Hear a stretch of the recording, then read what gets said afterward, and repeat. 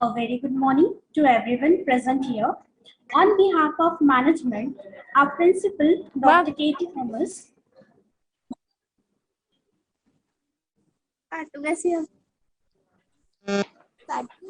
On behalf of management, our principal, Dr. Katie Thomas, and the staff of St. Francis de Sales College, Nagpur, I, Ms. Surbhi Walde, Assistant Professor, Department of Computer Science, and your host of the session, I extend a warm welcome to our delegate speaker and dear students for Tech Persona, the 3-day soft skill bootcamp.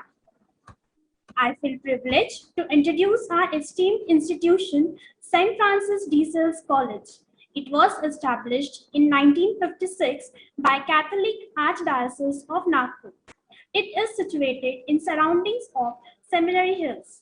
Our college is aggregated as a grade institute with the CGPA score of 3.23.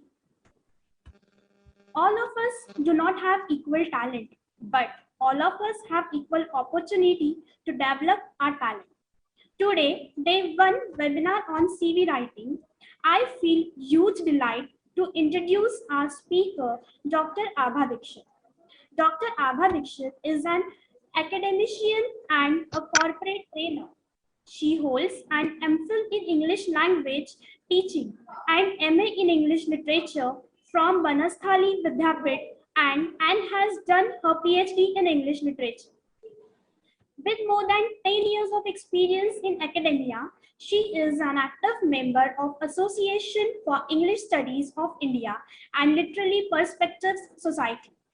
She has conducted various management development programs for reputed companies like Birla Corporation Limited, Medicamen Biotech Limited, Hindustan Aeronautics Limited, etc. She has done voice over for national and international documentary films. Her strength lies in conducting workshops, training sessions on different aspects of workplace communication for working professionals. About her work, she worked as an assistant professor and area chair of business communication department at Jaipura Institute of Management, Lucknow.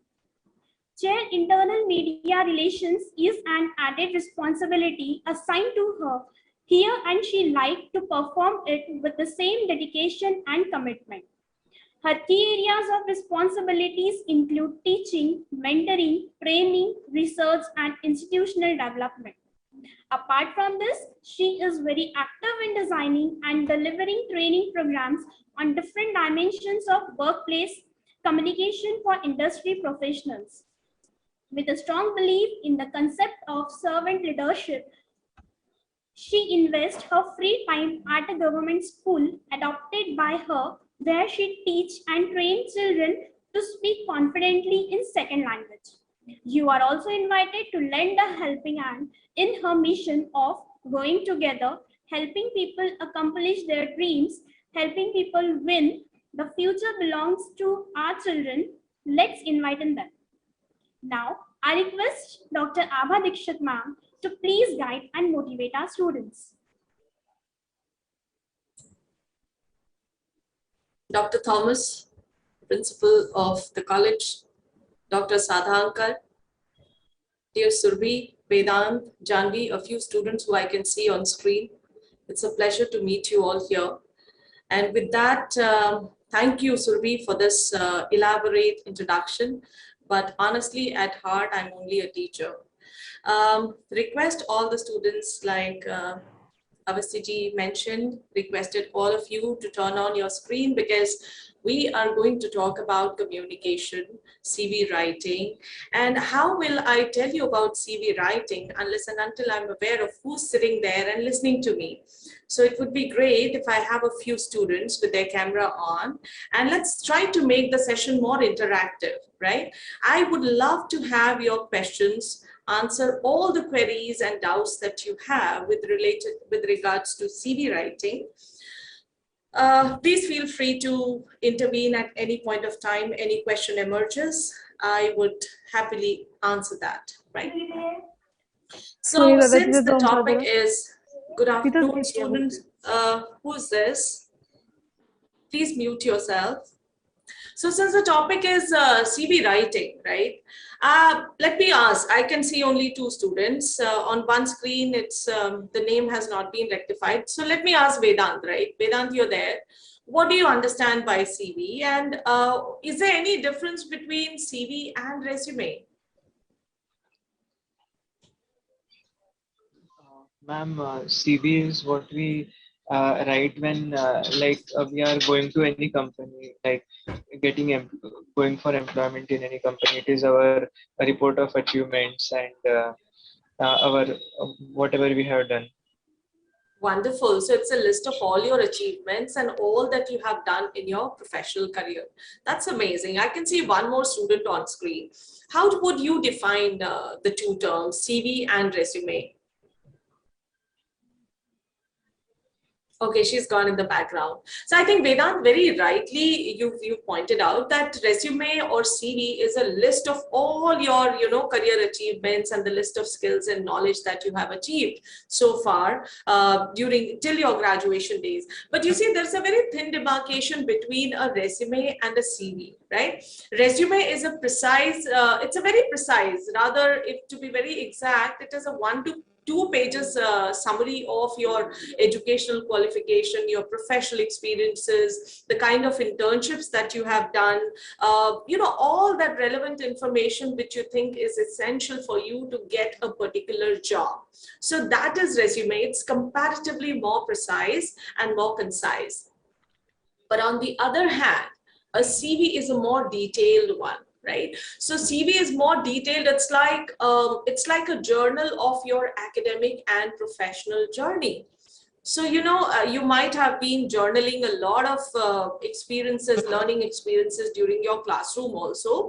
And journaling experiences generally requires a lot of reflection and also a lot of information, first of all. Otherwise, what would you like to journal about unless and until you have something to really reflect upon, right? So CVs are more detailed. They are more, longer as compared to resume. So first thing is that now as a fresher, when you have to apply for a job, it's generally a resume for you. Resume is more concise, more precise, and it's a list of all those relevant information which you think will fetch you a job, a good job.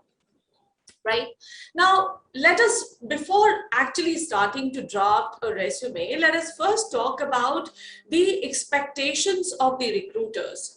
Now, students, I don't see anybody on screen, but it would be great if I can hear a few voices also. So, first of all, let us try to understand the expectations of the recruiters, because I have seen students preparing their resume and CV without having an iota of information about what do the recruiters expect. And it is not even the fault of the students. How can the students be blamed for that? Because they are not really aware of what the HR professionals are expecting from them. What is it that they want to look at the resume of Vedant or any other student sitting in this class, right? So let me first talk about the expectations of the recruiters. And when you know what is the expectation of the recruiter, that will help you frame an outline of your skills, your knowledge background, everything, right? So let me first talk about the expectations. So I have been interacting with a lot of HR professionals from Pan India. And today I am just going to present a very precise summary in front of all of you. So the first thing that all the HR professionals, you all know it's the HR person, right? Who goes through your resume. But nowadays, I mean, we also have the software. So the softwares look for the keywords and the resume gets shortlisted or rejected. But ultimately, it's the HR who goes through your resume. So the first and foremost expectation of the HR professionals is that the student should have knowledge about the organization. Augustine, are you here? Augustine or Rajesh, if you're here, please answer this question of mine. What do you think? What could come under knowledge about the organization? Meanwhile, Vedant, I would want to know a bit from you. If you have applied for any job or you're planning to apply for any job, what do you think? What could come under knowledge about the organization?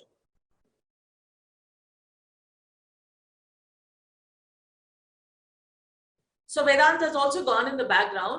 All right. So you see, knowledge about the organization here refers to the fact that how much are you aware about that particular organization? For example, tomorrow you want to apply for higher studies in any good management institution or any other university, right? But if you, how do you apply for admission? You first of all research a lot about that particular university, and you try to find out whether something that your career objective is going to be met in that university, in that college or not. Isn't it? That's what you try to do. So similarly, when you are applying for a job, having knowledge, prior knowledge about the organization, in the sense, what does the organization deal in, the various products and services that the organization offers. Read the job profile very carefully, because job profile will help you draft your resume very meticulously.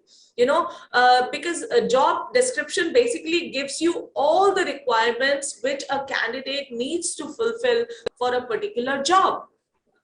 So once you have knowledge about the organization, most of the recruiters have this basic problem that, this student came for the job and I asked him simple question, or I asked her a very simple question. Tell me something about my organization. What do you know about this organization? Why do you want to work for this particular organization? And the irony is, the students are keen to work for their dream organization or any particular organization, but many of them do not research about the organization itself. So the first and foremost expectation of any recruiter is that you should know about your organization very well. Read the vision, read the mission, read a few press releases of the organization, so that you have fair amount of idea. Right? Why? Also because after, let's say after completing this program, some of you wants to apply for a job. So how would Vedant really differentiate himself from Augustine or any other student sitting in this class, or Janvi? How would he prove himself to be really the one candidate who should get a job? He will be able to do it only and only when he's able to give some additional information about himself, and he's able to strongly link his career goal with the vision of the organization. Do you get that, students? At least if you're not there, at least I can see a thumbs up on screen. That will give me some confidence about the fact that you're getting it, right? So we are getting it. Secondly, we are getting it. Great, thank you. So the second very important thing is knowledge about self. Knowledge about the organization is done. Now knowledge about self. I have been in this profession for the last 16 years. And I have done my human resource specialization, 15-month specialization from IIM Calcutta. And I tell you that whenever I talk to students, or when I look at the preparation of the students before any job interview, the students are aware of every technical and domain related question, because they know that, if they're applying for a marketing job or a sales job, they will certainly be asked these fundamental questions like, how will you sell a product? Let us say, okay, take an example of this particular mobile phone and try to sell this product to me. So these are some domain related technical specialist questions which the students invest a lot of time in preparation. But I think a lot of gap exists in terms of preparing about their own self. And that is, I tell you, the initial few seconds in the interview room actually decide whether you will be inside or you will be sent outside gracefully. Right? So now what comes in knowing about yourself?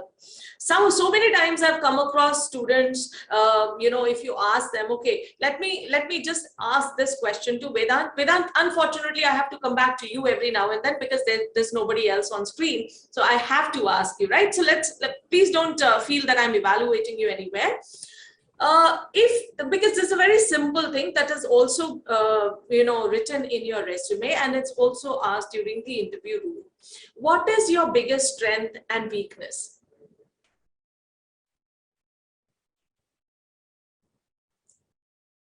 Vedant, what is your biggest strength and weakness? I guess you're muted. Unmute yourself.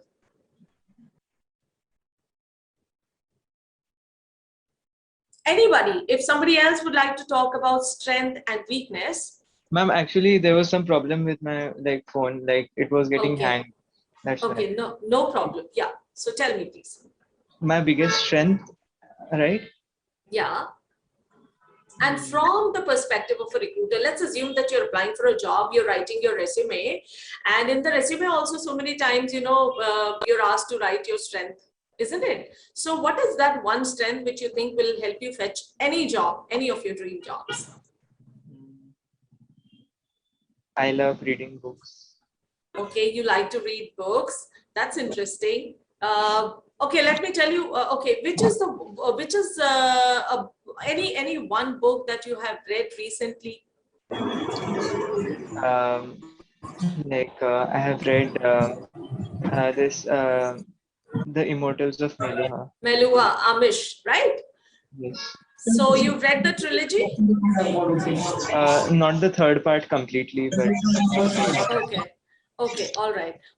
So amazing. Why I asked you this question was because the moment you talk about your strengths and weaknesses, no, and the moment you say reading is my strength, I love to read books. The immediate next question,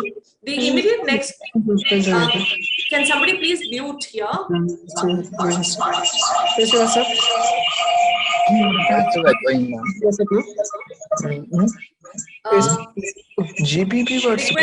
Request you to please mute yourself. There's a lot of noise in the background.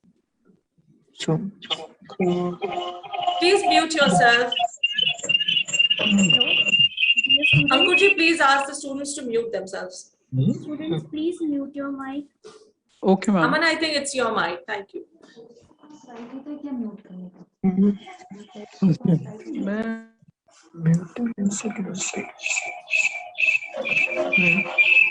Ankurji, can we have the mics muted, please? Yeah. Yeah, I think this is better. So the immediate next question is, okay, tell me which book have you read recently, right? So if you're not able to answer that question, you will lose your chances of getting through the interview process. So therefore, having genuine information about yourself, who you are, what relevant information would you like to share about yourself, which you think will help you get that particular job. Knowledge about self is extremely important. What are your strengths? What are your weaknesses? So before any interview process, do a thorough SWOT of yourself and be aware of what do you want to achieve in terms of your career goals and how can you align your career goal with the vision of that particular organization where you have applied for a job. Now, the third very important thing which the HR professionals from Pan India, they expect from fresh candidates is LinkedIn updates. How many of you have your account on LinkedIn? If you do not have your account on LinkedIn, okay, 2 participants have raised hand, that's great. But I have 190 participants here and the number keeps on increasing. So I can have I see 9 participants saying that they have a LinkedIn account. Wonderful, Brushali and other students, it's great. However, the next question is how frequently do you update your LinkedIn account? How frequently do you put up posts related to, related to your vision, your career goal? Because LinkedIn is very different from your Instagram account and your Facebook account. LinkedIn is an account that can help you really enhance your brand equity, really build up your brand visibility.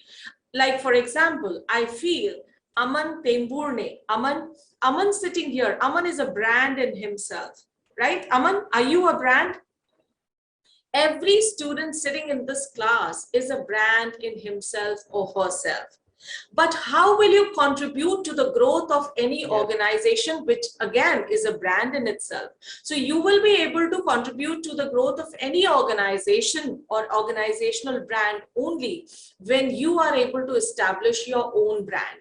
Therefore, please pay attention to your LinkedIn posts. Be frequent. However, whatever post you're putting up on LinkedIn, please make sure that it should align with your career goal. It should not be any random post related to your likes and dislikes, because this is one platform that helps you build up your professional image.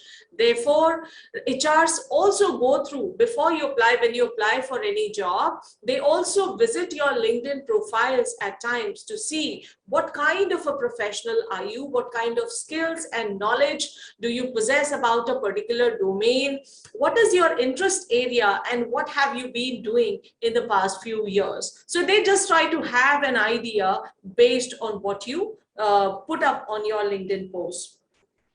The next expectations of the HR professionals is clarity of vision and career. So like, I really cannot interact with any student here, but it would be great if some of you could, if not speak, at least write in the chat message as to what is your career vision. Because I told you that in the resume should also reflect that your career goal is very well aligned with the vision of the organization where you've applied for a job. If there is no alignment in the sense that, whatever you want to achieve in your career, if you feel that this is the organization where you will get a lot of learning opportunities, growth opportunities, you'll get opportunities to contribute, I think that is something which you also need to highlight in your resume. Wonderful. So somebody writes that one wants to be a bank PO. Absolutely. So to be a bank PO, as far as examinations are concerned, you can crack the entrance, by your preparation, by your subjective preparation. However, when you appear for the job interview, this question will be definitely asked: why a bank PO, and how do you, really see your career goal well aligned with the vision of that particular bank? Right? Vedant wants to be an IS officer. Vedant, that's really commendable. And IS interviews, I think, are the most toughest interviews in the country.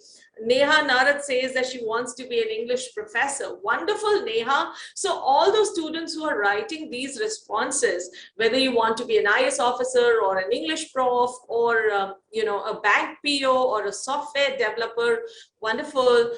Everywhere this question should actually be highlighted in your resume as to how your career goal is really well aligned with the vision of the organization, or in case of IS officer, well aligned with the vision of the country, right? Wonderful. So I'm getting to see a lot of responses. Some of you say software developer. Okay, you've applied to Google, Amazon, etc. That's commendable. That's commendable. But would have been great if you had come on screen and we would have really listened to you. Steno, AI developer, web developer. Wonderful. Thank you so much, students. That's really a good amount of response. So all that I'm trying to say is that, please create your LinkedIn platforms and try to update frequently, regularly, because not just in academics, not just in the corporate dimension, but also in the academic arena, people visit through your LinkedIn profiles and they try to understand what kind of professional are you. Amazing. I'm getting to see a few more responses. That's wonderful. Now, the next very important expectation of the recruiters is, like I said, that this is directly related to knowing about yourself. You've already created your LinkedIn profile. That's great, Akshay. So had you been online, maybe I would have opened your, LinkedIn profile and we could have discussed a little more as to how you can make it better, because that is something which is definitely going to help you build up and enhance your brand visibility. So you are a brand in yourself, and how you contribute to any brand that you work for, that's really very important. Yeah. So the next very important thing is, tell me something about yourself. Now, this is one very, simple question. The question is very simple because it sounds simple, and the students have this idea that probably, they don't really need to work a lot about this question, because this is something, if they can speak in English, they can easily handle this question during the interview room. But ladies and gentlemen, let me clarify this misconception regarding the question. This one one question, tell me something about yourself, you can utilize it to your fullest advantage. Because this is an open-ended question and you have immense possibility of actually narrating a professional story about your academic qualifications, the skills which you possess, and the learnings which you have acquired over the last few years, and how all these things clubbed together can actually help you attain your career goal and also help you contribute to the growth of any organization. Right? So that's really very important. And this question should not be treated in a light manner. If you allow me, I can show you a template sample that I have created. Let's have a look at this sample. Let me just open the sample, self-introduction sample.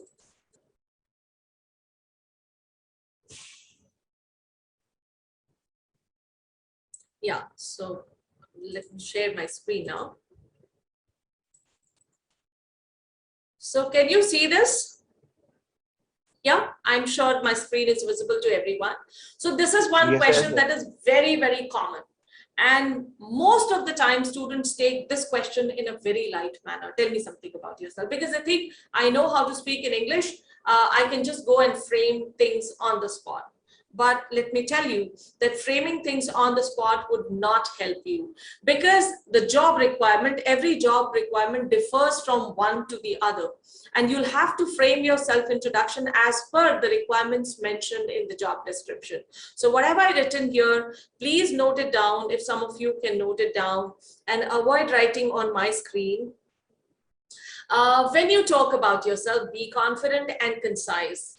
Being confident is very, very important, right? And confidence comes with preparation and practice. Confidence is not a magical formula that can be reflected on your resume or in front of any recruiter in one go itself. It is a combination of practice, rehearsal, and preparation. You know, all these things clubbed together will help you build up your confidence. And conciseness, definitely. Conciseness again will come only when you have prepared everything beforehand, right? So preparing beforehand will help you structure an outline as to how much are you supposed to speak today as far as about yourself is concerned, and what all should you include in your self-introduction. Second thing is, whatever you talk, please make sure that it reflects pride in yourself. Whatever you talk in your resume, whatever you write in your resume, that should not give an image to the recruiter that you don't take pride in something that you know or you do or you belong to. Sometimes some of us belong to very humble backgrounds, and that reflects in our attitude, that reflects in our resume. We don't feel confident, we feel very shy of writing about things. So please discuss it with your professor beforehand while starting to write a resume. Students, please don't scribble on my screen. Next is to prove to be an ideal candidate. How do you prove yourself to be an ideal candidate? Only by three things: knowledge, skills, attitude, right? So what knowledge, what is your knowledge about that particular subject? For example, somebody said that I want to be an economics teacher, right? Somebody said that I want to be a steno. Somebody says that I want to be an IS officer. So my question, or any interviewer's question, would be, or, you know, I would like to see on your resume whether you have that knowledge background for the profile which you've applied for. So that should be visible in your resume. All the skill sets, the attitude, that should reflect in the way you do or execute a particular task. Now, sometimes I've heard students starting their self-introduction as myself XYZ, or sir, as you know, myself XYZ, myself Aman Temburde. But myself is a very casual way of starting your introduction, right? So don't use expressions like myself, and always have your strengths in place. That is very, very important in a resume. See, 3-4 things are very important in your resume. Number one, your knowledge that you will convey through your academic qualifications, right? Number two is your skill sets. Skill sets will be demonstrated through the activities which you do and through all the tasks or internships or any projects that you perform, right? And attitude definitely will be again conveyed through the list of strengths that you mention or the way you write your resume. So that is very, very important, right? Where do you hail from? So immediately after talking about your strengths, you can talk about where you hail from. Very small amount of information about your family background. Please don't, destroy that opportunity by talking more about your family background, because family background is not very essential as far as resume is concerned, or this question, tell me something about yourself, is concerned. And the biggest section of the tell me something about yourself is where you are supposed to talk about all those additional and extra things which you did in order to prove yourself to be the best candidate. For example, like many students have written, so I want to be a software developer, I want to be an English professor, or somebody said that I have already applied in Google and Amazon. So that's nice, that's really nice. But the thing is that you need to really mention all those additional projects and the extra things that you do in order to achieve that particular task, right? These are some very, very important things. And if you do some internships, please do mention that internships are again very important. Right. So the next very important thing is professional evidence of all those claims which you make in your resume. For example, in your resume, you can say, yeah, so I could see some students really scribbling on the screen. I believe there are some artists sitting here, so that's nice, students, but please don't do it, right? Next very important thing is professional evidence of all the claims which you're making in your resume, right? So for example, what could be the claims that you make in your resume? The claims could be that you could say that I'm a very hardworking person, I'm punctual, I have done this particular project, I have worked as a software developer for 1 month, and I have worked on a project that relates to software development, right? So these could be certain claims that relate to your achievements, that relate to your work, that relate to your knowledge, that relate to your academic qualification. However, in the resume, it's not just the claims which matter. What matters more is how do you really justify those claims with logical evidence. So professional evidence is very important as far as making professional claims in a resume or CV writing is concerned. Now, next expectation of the recruiter is upgradation of your skills and knowledge. Consistent upgradation of your skills and knowledge. So somebody wants to be the IS officer, I'm sure Vedant wants to be the IS officer, so he must be consistently in his practice, preparation, regular reading around 8 to 10 to 14 hours, whatever number of hours, right? So consistent upgradation of your knowledge and skills is a desired thing. Somebody says, I want to be an investor. So yeah, what are the other financial courses that you're doing in order to enhance your knowledge in this particular dimension? So continuous upgradation of your knowledge and skills is another expectation from the HR professionals pan-India. Now, as far as your resume is concerned, CV is concerned, mention only those things which you know, number one, and number two, which you think you can do for that particular organization. This is very, very important. Things which you know. What happens at times, I have seen students making a fake pretense, in the sense that just to create an impression, they think that if I write all good things about myself, this will help me create a good impression about myself. But that is a very misconstrued understanding about this topic. Only write those things which you are confident about, which you think that if you're asked additional questions related to that, you will be able to answer it. And also highlight what can you do for the company. And what can you do for the organization? How will you highlight that? By talking about all the additional projects, small projects, minor projects, major projects that you do in your area of interest, by doing all the extracurricular, co-curricular activities which you think will help you really make a fit candidate or prove to be a fit candidate for that particular job profile, right? Now I'm going to talk about certain points why HRs reject candidates and why HRs select candidates. And when you draft your resume, please keep these points in your mind, right? So first thing, why you're being selected.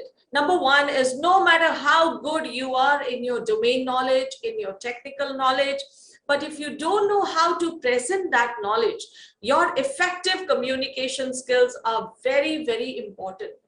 You all know that communication and success go hand in hand. If you can communicate about yourself nicely, there are, the chances of getting through a job interview goes higher. But if you're not able to communicate your viewpoint correctly and properly, though the chances immediately come down. Right? So no matter how sound you are technically, unless and until communication skills is not at all a requirement in that job description, I tell you, there are less chances of getting through any process. Second is confidence. And we have already discussed that confidence comes from preparation and practice. These are the two foundation rules for building up confidence. Next very important thing is attitude. Do you have the right kind of attitude? And how do you think that the HRs would actually glean through your CV and find out whether a particular candidate has got the right attitude or not? It reflects in the way you write your content in the resume. It reflects in the way, in the courteous way that you use to draft your resume. It reflects in all the, the efforts that you invest in proofreading your resume before sending it to any recruiter, right? So the amount of effort that you put in before actually sending your resume to any recruiter, that will talk about your attitude. Next thing is the candidate keen to learn? So keenness to learn is again a very important thing that is actually looked at by the recruiters. So how do we identify whether a candidate is keen or not? We'll be able to identify the student's keenness only through the additional efforts that the student is trying to make, right? So for example, you may be pursuing a particular program, you may be pursuing a particular course, but how keen are you to add on to your learning and skill development in that particular area? If you're keen enough, you will put in additional efforts to build up your knowledge, your skill base, and the right amount of attitude in that particular domain. Clarity about goals is very important because the first and foremost section of your resume is profile summary.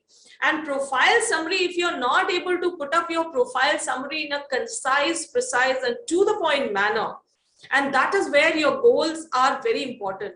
So if you know what you want to be and how you can contribute to an organization, you'll be able to develop on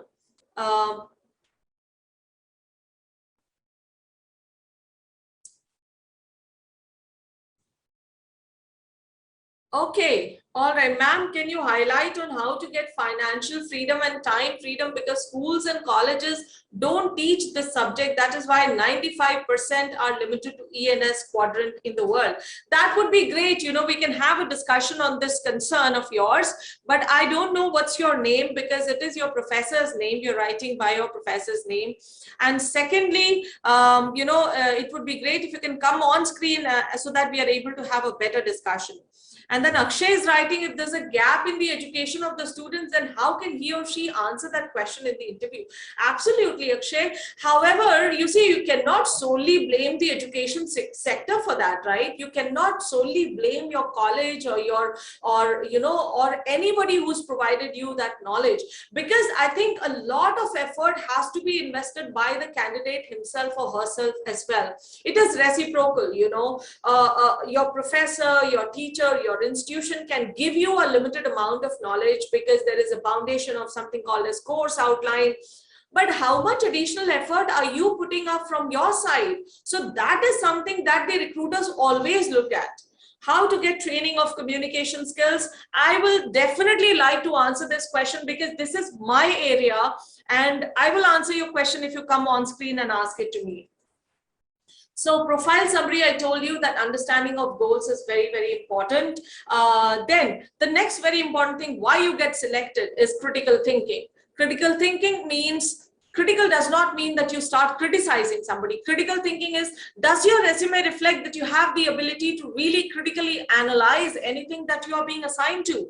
Right? So do you have the ability to look at a subject or look at something, look at a problem, look at a concern, an organizational concern or an institutional concern from multiple perspectives? So critical thinking is basically trying to look at things from multiple perspectives. But most of the times we reach to a biased understanding because we don't have that exposure to critical thinking, right? So critical thinking is yet another quality that the recruiters look at. Next is adaptability. Adaptability is flexibility. Are you somebody who's very stringent and not really, somebody who only likes to point out mistakes, or somebody who's only rigid about certain things as far as learning and skill development is concerned, or contribution or work in a particular area is concerned? So flexibility and adaptability on the part of the candidate is equally a desirable trait by the HRs across the country. Next very important thing, which people generally put at the bottom of the barrel, is empathy. Empathy means, can somebody explain what is meant by empathy? I really don't want it to be a lecture mode. I wanted this session to be more of interaction based, but I would want some responses, a few responses. If somebody can talk about what is empathy. Empathy is Amar, like you're giving muted. pity. Yeah? Empathy is like giving pity to someone over a topic. If someone says my family background is so much weak, I cannot afford this thing, I cannot travel, I don't have any transportation services like bus or bike. So if I am a job recruiter, I would say, okay, worry not, I'll do something for you. Okay, I'll arrange something. So this would be a kind of empathy the job recruiter is giving. So we don't have to show that. We have to show how much consistent we are and we can be towards a job. Okay, Great, that's all Aman. from my side. Great, Aman. I think first of all, I'd appreciate your confidence that in this, we are 179 people here and you have come on screen and you've expressed it, right? So confidence, and I really appreciate that. That's commendable.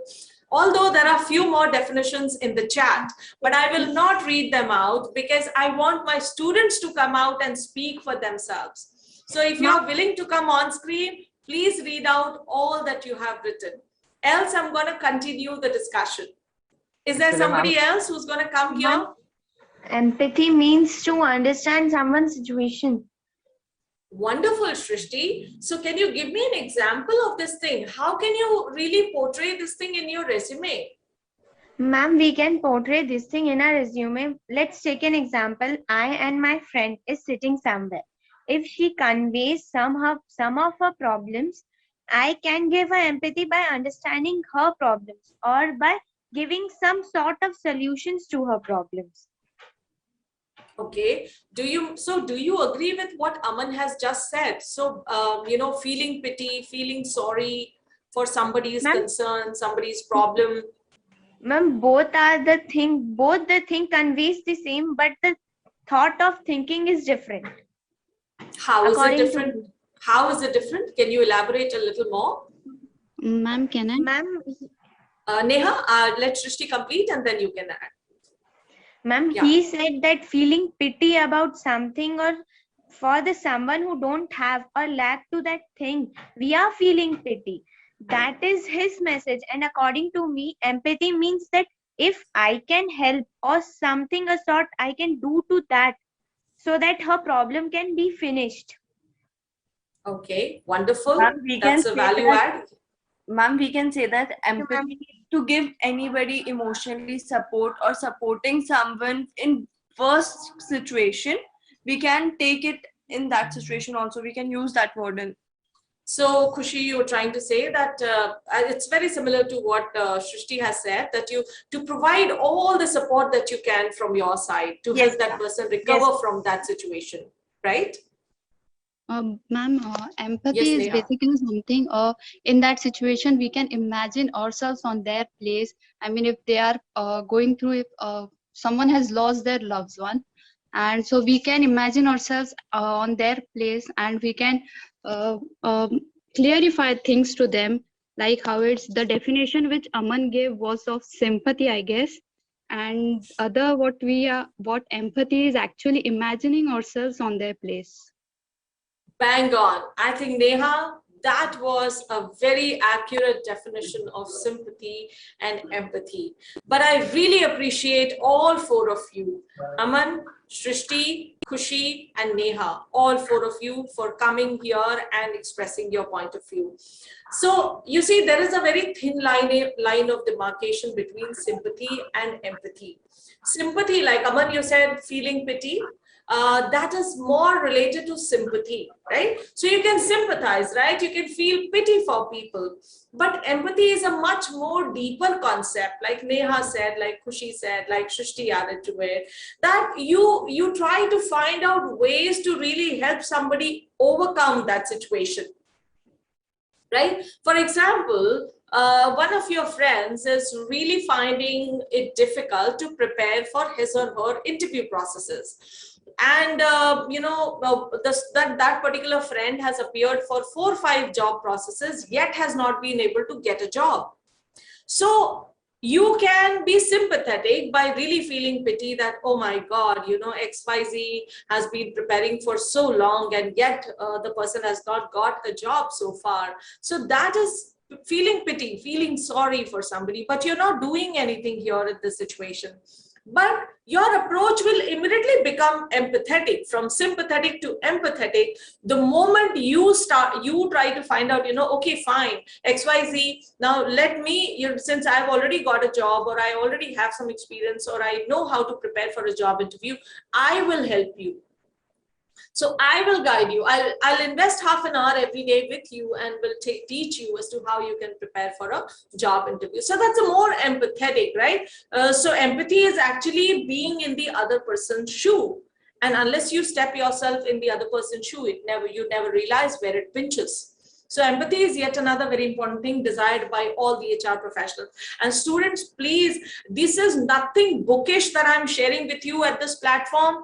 This is purely on the basis of my research after interacting with many HR professionals from top companies like PepsiCo, Oppo Mobile, Hindustan Aeronautics. So many companies, I have formulated these fundamental understandings, and that is something which is very important for you to know. Next, and the last thing is keenness and zeal. You may invest a lot of time in resume preparation, but when you go and present yourself in the interview room, and if that keenness and zeal is not visible in the way you talk, in the way you talk about your knowledge background, in the way you talk about your skills and attitude, if that zeal is not reflecting in your attitude, again, the chances of getting selected go very low. So therefore, keenness to learn and zeal in the attitude, the passion to perform in a particular organization, this is something that should be visible in your resume. Now, let me quickly tell you what are the certain fundamental points shared by all these HR professionals, their points for rejecting a candidate, right? So the first and foremost thing why they would reject a candidate is, number one, unpreparedness. I told you, preparedness is not just in terms of memorizing the concept questions, the domain questions, but preparedness also refers to, preparing about your own self, who you are, what's your career goal. If you're being asked any question related to your knowledge and skills, you should be able to answer that, but you'll be able to answer that only when you're prepared. Second thing in preparedness is you should have information and knowledge about the organization. Now, in this world of technology where, technology has in a way overshadowed everything, finding out information about something or somebody is such an easy task. Simply Google, the name of the organization will be there, the website will be there. Go to the website of the organization. You don't need anybody's help. Find out a few things, read a few, current releases from the organization, from the annual report, if you can, lay your hands on that, and grab some different information about the organization which you think will be able to help you set apart from the other candidates. Second reason why candidates generally get rejected, body language. Body language, again, is a very important part of communication skills. Now, body language in the world of writing, when you're writing your resume, this can come across through all the grammatical mistakes that you make in your resume. So many times when I go through the resume of the candidates, all my HR friends from Pan India, when they said that so many times when they read the resume of the candidate, there are plenty of grammatical mistakes. There could be very minor mistakes, there could be font size and font style anomaly. These are very small things. And we as students, sometimes students think, how will it impact, how will this thing impact my job selection? I mean, it's a very minor thing, but these minor things become a major cause of rejection during job interviews. So proofread your resume, not just once, but twice and thrice before sending it to anybody. Now, body language in verbal communication. Verbal communication, when you go in front of the interviewer, when you defend your resume, how you present about yourself, how you talk, how's your facial expression, the eye contact, whether you're looking down or up and here and there, or whether you're maintaining eye contact with the recruiter, your gestures, your sitting posture in the interview chair, all these things contribute to formulation of an understanding about how formal or how prepared you are. Right. Next very important thing is casual behavior. Casual behavior would again reflect to how you've prepared your resume. Have you included all the information? Is it complete, concrete, concise, to the point or not? Or it is loosely written, very randomly and spontaneously prepared? Please make sure that this casual approach is not visible in your resume drafting. Next thing is no fake arguments, please. Sometimes students write a lot of things about themselves, stating that just to create a good impression on the mind of the recruiter. They think that if I write too much in my resume, that will help me, create a good impression on the recruiter. But please don't write anything that you're not comfortable about, that you're not confident talking about. Only write what you know and what you can do for that organization. Poor domain knowledge, poor communication. Domain knowledge. So you want to be a financial analyst, you want to be, a marketing officer, you want to be something else, you want to be economics professor, English professor. Your domain knowledge forms the core of it. You cannot afford to not know the fundamental questions. Nobody is asking you to be an encyclopedia, right? Nobody wants an encyclopedia in the resume. Everybody knows that you're a fresh candidate, but at least the fundamental questions that are expected should be known to every candidate appearing for a job. Right? So communication skills, I've already highlighted. Poor communication skills, again, becomes a major cause for rejection. So if you're not confident, if you're fearful, if you have inhibitions, if you don't know how to really articulate your point of view, in a correct and concise and complete manner, chances of selection go very down. Now, looking at the font size and font style of the resume, first thing is, as far as the format of a resume is concerned, you should go for the format that is preferred in a particular organization. Right? So every organization may have its own specific format. Like, for example, in your college, your professors may provide you a specific format of resume drafting, and this format may vary from place to place. So before you apply for any job, please go through the format of that organization's CV, and then accordingly you can build in your CV. However, the font size and style, only one thing I'm going to tell you, that font size can be between 10 to 12 points, right? But 10 again becomes very, very precise. So sometimes it becomes illegible for the readers. So it's advisable that the content may be written in 11 points, point 11, and the headings. What is the requirement of the organization? There are times when the organization specify that this is the format, this is the font size, font style, and the structure that we are expecting in the resume. There should be no font size anomaly. Please bear that in mind. So many times I have seen in the resume also students copy some information from somewhere, and they don't even realize that the font style and size of the copied information and the existing information, that's varying. So if there is any variation, if there's anomaly of this kind, this reflects on your attitude, it reflects on your behavior, and then again it gives a very bad impression to the recruiter, right? And what are the important things in a resume? You all know that profile summary is something that is very important. So please invest in some time to prepare your profile summary. Second thing is your strengths. Strengths are again very important. Aman's strengths may vary from Vedant's strengths. Both of you are different and unique individuals. So please identify and explore your range of strengths and weaknesses. Weaknesses not advisable to mention on your resume because it's like a sales pitch for you, right? So if you write the weakness on your resume, chances generally, I mean, it's not advisable unless and until the organization has it as a part of their structure. Your academic qualification, that should go in reverse chronological order. Everything that you mention under professional and academic qualifications or professional skills, it should go in reverse chronological order. Reverse chronological order means that you start from the most current one and then go to the previous, right? So for example, you're doing BA, BSc, BCom, so that will be on the top, and then later after that you will write 12th and then 10th. That is reverse chronology, right? So we are going opposite in the order of time. Similarly, for professional skills also, whatever current experience you have, the latest experience you'll mention on the top, and then you will go behind as in as in how you have progressed in your career journey, right? And sometimes they also ask you about your hobbies and leisure time activities in the resume itself.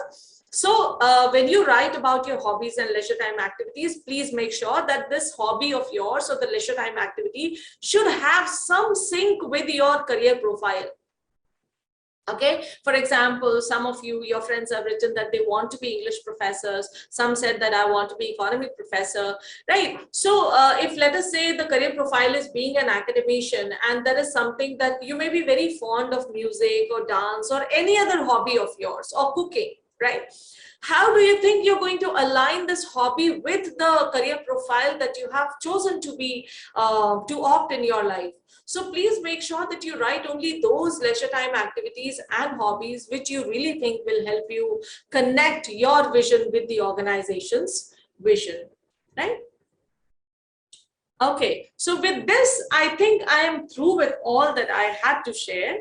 And if there are a few questions regarding what I have discussed, I will be happily taking up a few questions now.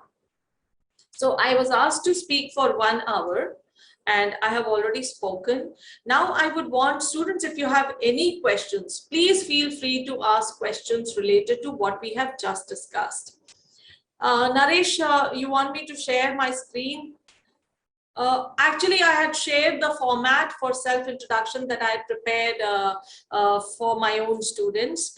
And this is again based on some research. Research means interaction with all the HR professionals. And then I prepared a basic template.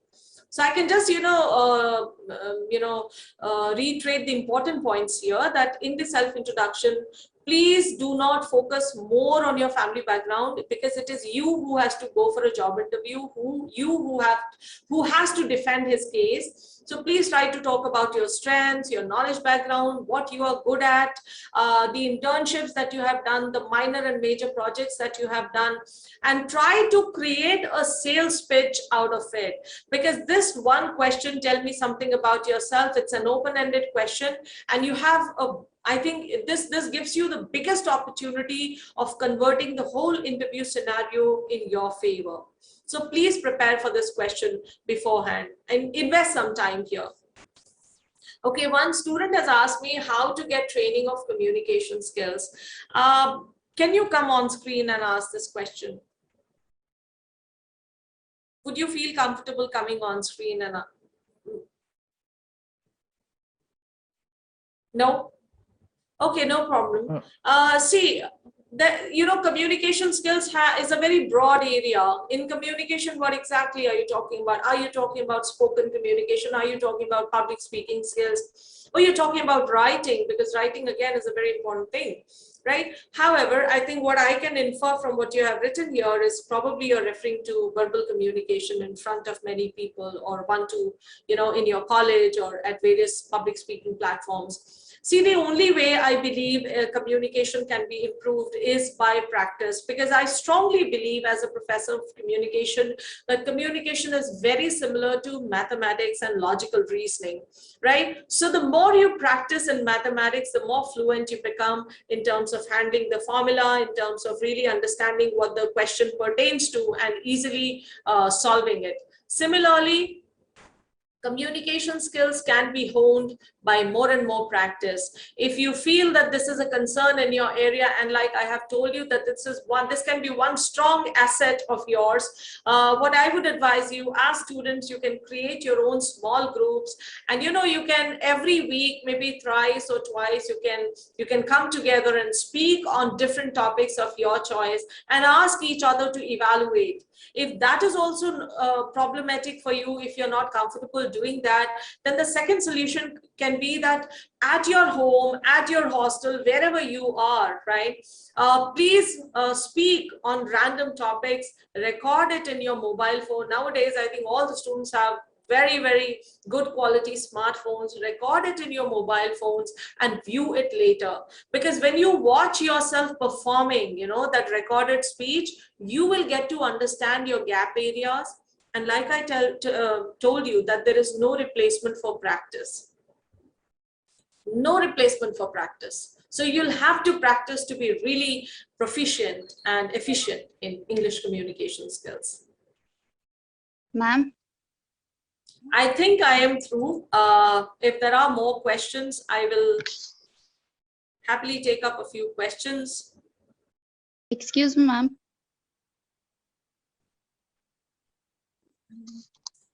Yeah, Rich Dad, Poor Dad, Cash Flow Quadrant. I haven't read Cash Flow Quadrant, but Rich Dad, Poor Dad is really nice. And also, I think this is a good, I think this is a thought-provoking point, in the sense that sometimes what happens, the candidates focus too much on money. So everything that they talk in the interview room would actually relate to money. So how much are they getting as a salary and all? I think, what I would advise as a professor is that, don't really focus on money at the beginning of your career. Focus more on learning. So if you're keen to learn, if you have the zeal to perform, money will automatically follow, right? So don't focus on that at the beginning stage of your career. Okay, ma'am. One more from my side. Are there some more questions? Yeah, I'm on this side. Are there any questions? Anyone regarding what we have just discussed? Aman, I think you're muted. Am I audible now? No, not yet audible. Probably you need to just... Ma'am, he is audible. He is audible, ma'am. Okay, I am. No, not yet, Aman, not yet.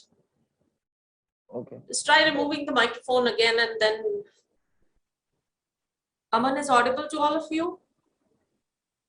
Am I audible? Yes, ma'am. Yes, ma'am, you are audible. Aman is also audible. Okay, but Aman is not audible to me, but you're all audible to me. Aman, can you try speaking again? Yeah. Am I now? Now you're on. Absolutely. Okay. Yeah, go ahead. So, ma'am, I had a question.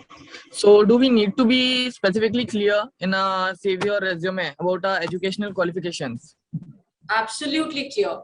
So like I said, that you please don't be circumlocutory in your speech. Don't be verbose in the sense, no fake pretense, Aman. This is a platform where you have to really showcase what you know, what you have achieved so far, whether it relates to your academic qualification or your professional exposure or your internship exposure. Right? Because any kind of fake pretense, anyhow, because see, these guys are experts. They are experts. They have been doing these things for ages. And one fake argument can literally get you in the trap. So nothing could be more threatening than that. Yes, ma'am. I do understand. Okay, well, thank you for sharing. Yeah, I think that's, please ask your questions. I think that's a great opportunity, Ma'am, Neha was asking some question. Yes, Neha Yes, Narad. Neha. Yes, ma'am. Ma'am, in the Yes. starting of the session, we were discussing about the strength and weaknesses. So I know my weakness is that I get panic easily, and I don't know how to overcome that. And definitely, I can tell this in my resume, so that will affect it now, affect my job. So how can I overcome it? See, Neha, I think that's you've understood it correctly. That but you should also bear in mind that the recruiters also know that every individual. You heard of the saying, "To err is human," Neha. Yeah. So if you're Sorry, a human being, right, you will certainly have some gaps, some vulnerabilities, some mistakes. That will definitely happen. However, for the interview, no, you need to also back it up with what you are doing to really overcome your this state of anxiety or not getting panicked. So I think if you can think about doing something, and what I can advise you in terms of controlling your panic is probably taking deep breaths and really reflecting on the situation. What worse could happen here? Right? What worse could happen? And nothing is more valuable than your own inner peace, Neha. Neha, yes, am I audible to you? yes, ma'am. Neha Narad, am I audible to you? Yes, ma'am. You are audible to me. I assume that I'm audible, Neha? Yes, ma'am. Yes, ma'am. You are audible. So, yeah, I'm audible, right? So, I think there's no harm in getting panic, but yes, for the interview, for any kind of job search, getting panic definitely will affect your job hunt. However, it will stop affecting the moment you also back it up with what you are doing to overcome this problem. So in order to overcome, what I would suggest is please take deeper breaths, right?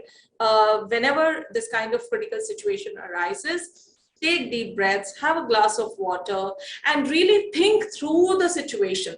When I say think through the situation means try to look at the positive perspective rather than the negative perspective, because the negative perspective will only add on more panic and build up more anxiety.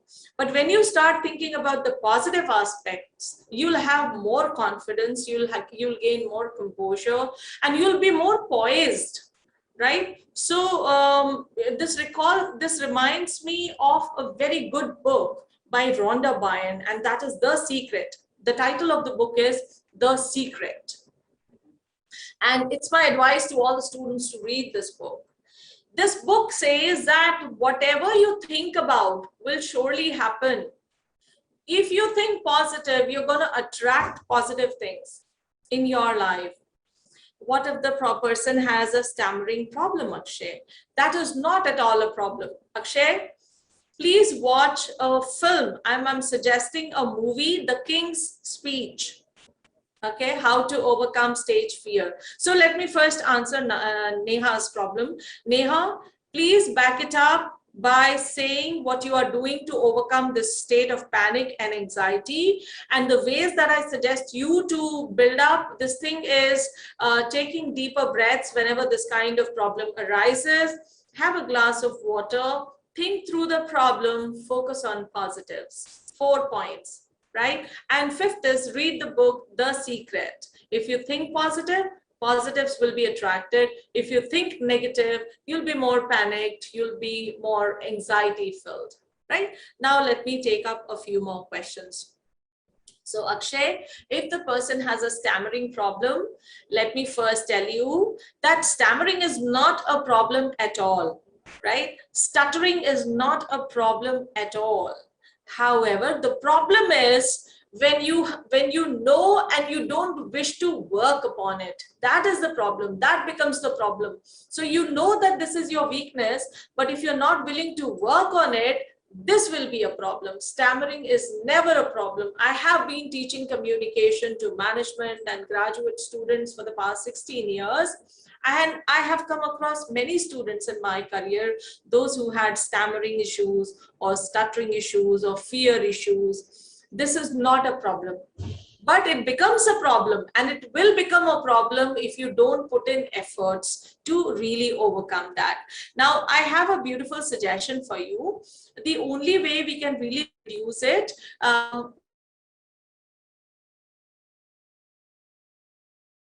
pauses at logical places in your speech, that stammer will be bridged. Actually, the gap in the stammer, no, that will be bridged by the pauses. So you'll have to bring pauses as your natural style of speaking. And secondly, please do watch this movie, The King's Speech. The movie will tell you a lot about how this king, this person was the ruler of a kingdom, right? And how he overcomes his problem of stammering. And imagine a king has to deliver so many public speeches at regular forums. So all that I would want you to do is not meet any therapist, not go to any speech counselor, no one. Only practice, introduce pauses logically in your speech and continue practicing. That's the only way out, right? I hope I have answered your question. Let me take up next question now. Srishti, how to overcome stage fear? One suggestion is, if you have a Toastmasters club in your locality, Srishti, I can vouch that joining the Toastmaster club will help you beat your fear, will help you battle your nervousness and all kind of apprehensions that you have about yourself when it comes to public speaking. Second solution is that if you don't have a Toastmasters club in your locality, then the only way, what are you fearful of, Srishti? I mean, I'm really not getting to interact with you, but you see, what brings in fear, you need to understand that.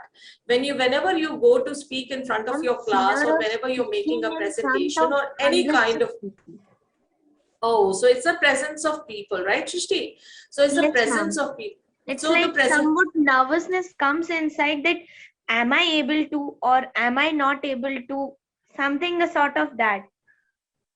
Exactly. So you see, this nervousness is there because you are more conscious about people's perception of you, right? What will people think? If Srishti Sinha is coming here and she speaks on a particular subject, and what if she starts fumbling and she doesn't know what to talk and she's not able to really speak for the stipulated time that is assigned, and the people on screen, whether Neha or Aman or whoever, Vedant, what will they think? How will they perceive Srishti and her performance? This is one big reason for fear.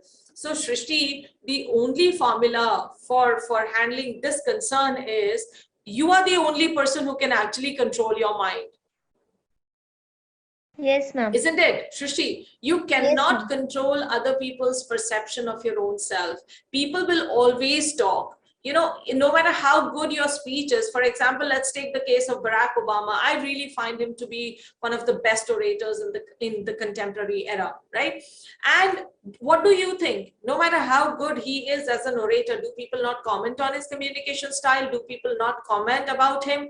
People will always comment, and I think that's the freedom, and there is no harm in that. However, you start harming yourself when you let other people's perception really overpower your mind. So please don't let that happen, Srishti.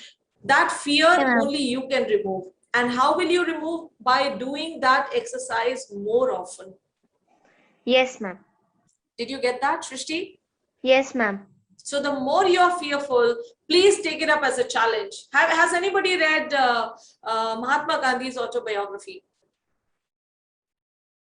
No? Okay, no problem. I have read. I have read? not. Yes, I have read, but like just about some pages were remaining, I think. Right. So Mahatma Gandhi was an introvert or extrovert personality, Vedant? Introvert. He was a big time introvert. And Srishti, I want you to just listen to this conversation. He was a big time introvert, and whenever he was called for public speeches, Vedant, what would happen to him? Would he feel comfortable? Would he enjoy that? No, ma'am. He was very uncomfortable in speaking. He even, I think, declined from speaking. Exactly. Exactly. So you see, Gandhi, I mean, he's known as the father of the nation. He's the one who's led so many successful movements across the country at that time. And this thing, you know, this fear can only be controlled and tackled by your own self. No professor, nobody can come to your rescue in this situation. Why? Because it's your mind that's continuously telling you that, you know, there are people sitting in the audience and don't know what they would think about me and don't know what perception they will form about me. The moment you stop thinking, no, Srishti, you say, I don't care. Simple formula, IDC, I don't care. And you continue to speak. And then after 10 speeches, you come back to me and tell me whether it helped or not. Yes, ma'am. Will Thank you do you. that, Srishti? Yes, ma'am. For sure, I will do it. Great. How to overcome overthinking. So see, I'm not really a psychologist here, but yes, overthinking students, it's not really advisable. Why it's not advisable? Because it only adds more stress to your life. And anyways, there's immense amount of pressure on everyone, whether it's a school-going child or a working professional or somebody studying in college. Right? So please don't add on additional stress. Don't think too much. How can you do that? Again, I'm not really a psychologist, so this is not really my area. But I think what we can do is probably shake off all that we think is not really important and not in our control. Anything that's in your control, do that. Anything that's out of your control, please leave it, shake it off and forget it. That's the only way. What do we do if we are not aware of the answer of the interviewer's question? Very good question. I must appreciate. I don't know who's asked this question. In this thing, if you have wee bit of idea about the answer to that question, try answering it. But if you don't have any idea about that question, please straightforward accept that, sir, ma'am, I don't know the answer to this question, but after the interview, I'm going to go back and find out the answer. So that keenness to learn should also be visible, right? So I'm going to go back. But yes, there's a caution, right? There's a caution attached in the sense that out of 10 questions being asked to you, if you know 9 questions, if you answer like that I don't know the answer to this question, I'm going to go back and find out the answer, that will not really help in the interview situation. Okay, 1 or 2 questions here and there. This is how you can defend that case. How to answer my question about myself, as you told that starting with I am or myself is casual. No, I only said starting with myself is casual. Therefore, you can start with my name is XYZ or I am XYZ. Straight away, you back it up with some of your strengths. What are you good at? The strengths could be very general, like for example, I'm diligent, focused, I'm very punctual. These could be the general strengths. Then there could be strengths related to your domain area. For example, you want to be an English professor. So I'm good at poetry, I'm good at this, I'm good at that, right? I'm good at analysis, I'm good at language skills. There should also be certain technical skills which actually help to prove that you are the most suitable candidate. Followed by very little information about the family, in the sense who all are there, nothing more than that. At the max, what do your parents do? At the max, that too at the max, otherwise not much is required. Yes, whenever you talk about your family background, how has your family background helped you to shape up as a professional, as an individual? That if you can highlight during the interview room, I tell you, you'll have an advantage over there. In the sense, like for example, I come from a very humble background. I come from a village, a small village, and I have a joint family, or I have a nuclear family where my mother is a homemaker and my father is a serviceman. If I can back it up by how my parenting has actually helped me shape up as an individual, as a professional, as a responsible and committed professional, that is where I can have an added advantage, right? Followed by all the list of skills and strengths that I possess. Okay, the next question is, leaders are readers who read books voraciously. Absolutely. You need to be avid readers. You need to be voracious readers. And reading will not just make you lead, help you to lead, but reading will come to your rescue in communication situations also, because communication is not mere regurgitation of what you read in your books. Communication is more about experiences, and experiences are gathered either through practical exposure or by reading some stuff. So reading is always one of the biggest strengths of any individual. Be a student lifelong. Very true. Whoever it is, it's very well written. How to get rid of procrastination. See, I'm not delivering a session on time management, but I think, maintaining your journal, a time journal, an activity journal will always help you control this habit of procrastinating things. Always maintain a diary, a record of what you're supposed to do on a daily basis and how much time are you supposed to invest in a particular thing. And, celebrate every little achievement. What happens, generally the approach of the human beings or any professional, not all the professionals, some of the professionals I would say, is that we focus more on what we are not able to do or what we have not been able to do, right? If we celebrate our small achievements, for example, I maintain my diary journal and these are the things that I'm supposed to do, and this is like 2 hours I need to invest in student interaction, 2 hours in my classroom. If I'm able to, at the end of the day, when I put a tick mark against what has been done, celebrate it, appreciate yourself, laud yourself, applaud yourself. And this, I'm sure that maintaining a journal or diary entry of all that you're supposed to do and the time investment that is required will help you control this habit of your procrastination, right, Prabhakar? I hope this helps you, diary writing and journaling things along with investment of time that is required. Zainab, what can be the skills for today and time ahead? What can be easy to acquire while graduation? So Zainab, the most important and the most sought after skills from any recruiter are, number one, critical thinking. I told you, don't take it lightly at all. Critical thinking means the ability to analyze a topic from multiple perspectives. For example, I show you this headphone, right? Some may simply look at it and say, hey, it's a headphone. But I would really recruit a student who can analyze it from multiple perspectives. What can be the uses apart from all that the students have really mentioned? So analyzing things from multiple perspectives is like analyzing from historical perspectives, analyzing from legal perspectives, business perspectives, academic perspectives, political perspectives, every perspective. Right? Second very important skill is communication skills. This will never go down. This will always be the top priority for every recruiter, no matter what job profile you have in your mind. So communication skills, critical thinking. Third very important skill is keenness to learn, receptivity. Are you willing to learn? Learn does not mean that you go to your college, attend your classes and come back. But I really like some of your friends have written that, reading is very important. So how will your learning be reflected? Your learning will be reflected when you talk about additional things which nobody else has mentioned in the interview room. And that will only come through reading. That will only come through attending and extra, lectures and programs, pursuing more knowledge programs, having more exposure skill exposure as far as your technical expertise is concerned. So this is yet another skill.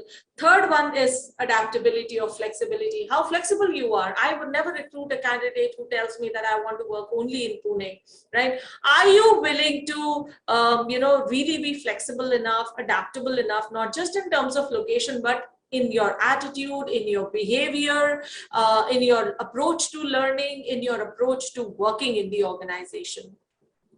So Zainab, these are 3-4 very, very important skills which are sought by any recruiter. And definitely technical skills, you cannot really, in today's time, you cannot afford to survive without it. So the more technically sound you are, the more brighter future you have ahead, right? I hope I've been able to answer that question. Naresh, your question is, when any ma'am or sir asks any question, I may be knowing the answer but unable to answer, because whether it is right or wrong, at last sir will tell what I thought, what to do, ma'am. I think, Naresh, that this is one question which, you know, although you have written, but I'm sure out of 177 or 118, there would be many students who would have the same question. It does happen. It happens because we are not sure, we are not confident. And like I told you, confidence comes from preparation and practice, right? So if you read the concept thoroughly, if you invest more time in preparation, before coming for any class, if you just read or have some idea about what is going to be discussed in the next class, that is one way. And second way, Naresh, nobody, once you move out of your college, once you complete your program and leave your college and start working for any organization, Naresh, nobody will come to you and tell you that, okay, Naresh, now you can speak up. You know, nobody will call you. College is the only opportunity, school and college is the opportunity where you can afford to make mistakes and where you can afford to ignore people's perception, what your friends will think, right? Don't think about other people's perception. Even if it is wrong, what's going to happen? Your professor is not going to penalize you or hang you, right? At the max, the professor will say, no, Naresh, you're wrong. So there's no harm, right? Don't take certain things personally. Please speak up, because speaking up will give you more confidence. Once you speak up, no, please, you will remember this thing. Try speaking up, no matter whether you're confident about a solution or not. But speak up in the class. That will instill in more courage, and with that courage, you will try to prepare next time better. Okay, so I hope this helps. If my goals are not related to job, then any cross question, then this how to answer. Of course, you'll not be able to answer, because I told you that your goals have to be related to the job that you're applying for. You know, even if it is not related to, then you need to invest some time and align it, because nobody would want, for example, I have a company and you want to work in a bank, right? But for the time being, till the time you clear your bank exam, you want to just gain some work experience. So you apply in my company. And let's assume that you're sitting in the interview room and you tell me, ma'am, my dream is to be a bank PO, but I just have applied here for 6 months. Will I hire you? I will never hire you. Right? So whatever is your dream, whatever is your ambition, keep it to yourself, work on it consistently, practice as much as you can. But whenever you apply for a job interview anywhere, even if it is a short stint brief stint with any organization, always align your goal with the vision and the mission of the organization. So alignment is important. And Rutika, this is not Rutika, this is someone else's question. So you have to align your goals, and for that you need to invest some time, right? No matter what you want to do in your career, actually. Rutika, first impression is the last impression. So what should we do to make a first impression? Very good question and a pertinent question, Rutika. First impressions have a long-lasting impression, whether it is interview room or it is joining an organization or in the institution or anywhere in community, right? So please try to take the maximum advantage of your first interaction in a job interview room. I will refer to, because that is what we have been talking about, CV writing.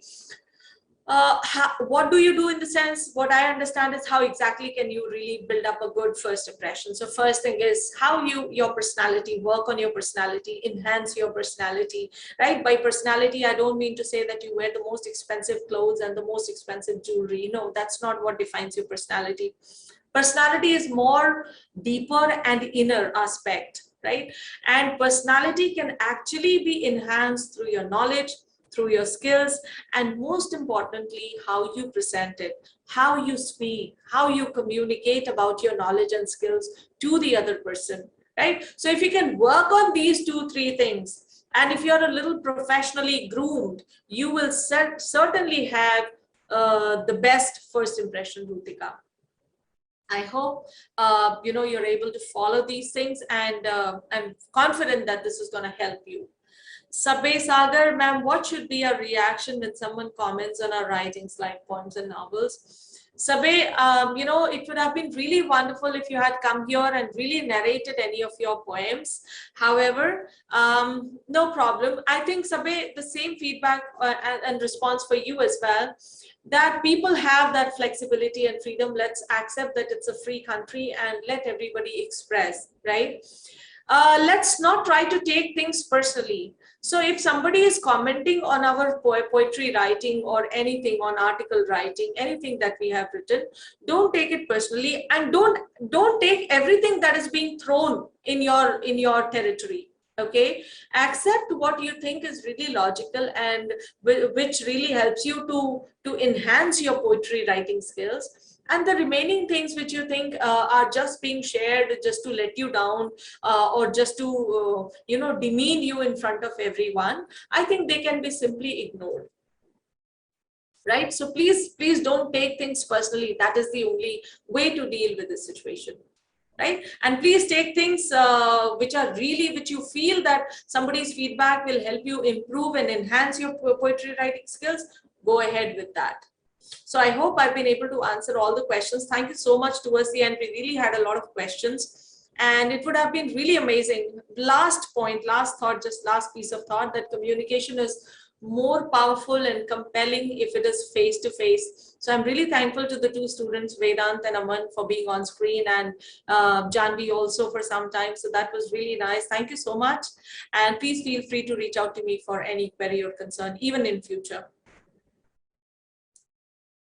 Vedant, Vedant, you can connect with me on LinkedIn and I can respond to your questions, right? I'm on LinkedIn by Abha Dixit, right? I can share my LinkedIn account. Maybe, Ankurji, if you can do that with the students. Okay, ma'am, I'll share with them. So thank you so much. I'm done with what I have. Thank you, ma'am. Thank you, ma'am. Thank you, everyone. So much, ma'am. Thank you so much, ma'am. Thank you, ma'am. Dilip sir, so shall we? Thank you, ma'am. Shall we wind up the session? Dilip sir? Yes. Sir, actually, ma'am is there. Okay, okay. I request Tinu Joseph sir for vote of thanks. Sir, please. Thanks, Surbhi ma'am. Hope I'm audible. Yeah. Yes, sir, you're audible. Okay. So good afternoon, all present here. Myself, Tinu Joseph from the Department of Economics. Would like to officially thank all our resource person as well as the co-organizers of this program. So here we have come to an end of this Tech Persona program. It's a soft skill boot camp for 3 days, and today we completed with Dr. Abha Dixit's CV writing skills. So Dr. Abha Dixit has explained about elaborately about the CV making, its contents, and what the do's and don'ts in the CV making. Apart from that, she had explained to our students. She was very kind to explain to the students more about facing the interviews and all like that. On behalf of the principal, Dr. Katie Thomas, and the management, I thank Dr. Abha Dixit, the academician and corporate trainer, for her generosity to accept our invitation and train our students. Thank you, ma'am, for such a wonderful presentation. And you have explained details, all the details about much more about CV writing. Thank you. We are honored to have you. Thank you. Now, I would like to thank Dr. Katie Thomas, Principal of Express College, and the management for supporting the training and placement skill efforts. I also thank my dear colleagues for their valuable contribution in various roles. Dr. Dilip Sadhankar for coordinating the program, Mr. Rojo for YouTube streaming, and Mr. Amar Pimpalkar for organizing the Google Meet, and Ms. Surbhi Walde for beautifully comparing this program. Also, I thank the participants for their active role in the asking questions as well as indirectly participating in the program. Thank you. See you all in the tomorrow's program. Thank you all. So we'll wind up. Thank you.